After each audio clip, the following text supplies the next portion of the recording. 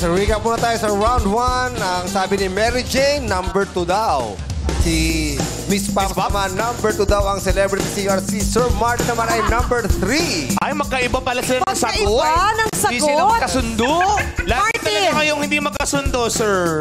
Martin, bakit magkaiba kayo ng sagot ni Pops? Ano? 3 ka. Ganun talaga life. 2 si Pops. Ilan suot? Hindi, bakit Kaiba kayong sagot. Pasensya na. Pasensya na, alam niyo. Sorry. Gusto niyo ng in-ear na monitors? No, what? Pasensya na po. Ayan. No, pero Martin, sa tingin mo, sino yung number 3? Guess lang. Sa palagay mo. Kasi siya yung pinili mo si Siya yung number 3. pinili mo. Sino nga ba? I'll stick with number 3. Feeling ko lang. Feeling mo nga sino? Sinong celebrity singer? Kung sino siya as a singer. Yes. Yeah, sino siya as a singer?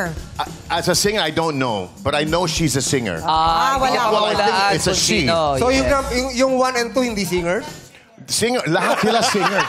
Singer lahat. Celebrity singer pero si Trey, pero celebrity hindi niya singer. alam. Hindi ba alam yung rules? Pero si Miss Pop, sino hula mong celebrity singer? Kanina number number 2. Yes. Number Feeling 2. mo lang, sino siya? Hindi, Sa unang tingin, Pipay. hindi rin ako sure. Pero ramdam na ramdam ko, siya yung celebrity singer.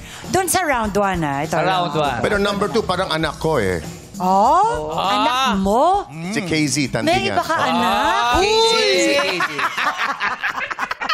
KZ Tandingan, anak sa showbiz. Bakit?